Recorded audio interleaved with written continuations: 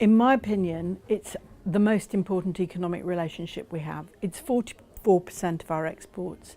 It's 3 million jobs.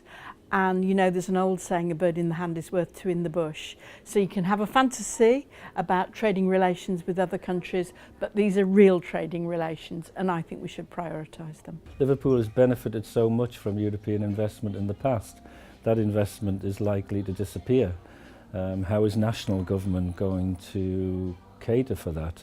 We're meeting in an area in the Labour Party conference just along the road, which was built with a substantial amount of European funding. This area decades ago was a derelict area of the city. Historically, going back hundreds and hundreds of years, this country, and Manchester has been part of that, has been a trading nation. It's been scientifically innovative, industrially innovative, and it needs to do more of that. One of the things that didn't come out as well as it possibly could have done in the referendum is the stifling aspect of the EU bureaucracy on science in many cases.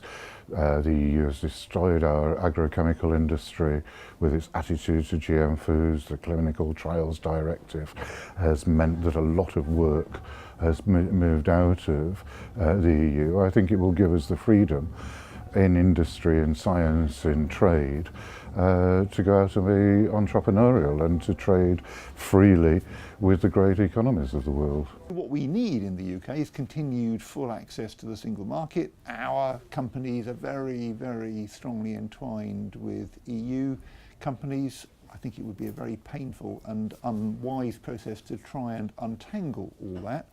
But what is clear from the referendum is that people are not happy with the current free movement arrangements. We've always looked to the whole of the world, but one factor is that most of our trade, more of our trade rather, comes from Ireland, just a short distance away, than comes from China, for instance. And while we look to the rest of the world, Britain is in a different position now than it was when it was an empire. I was born in the days when we still had Empire Day and got half a day off school.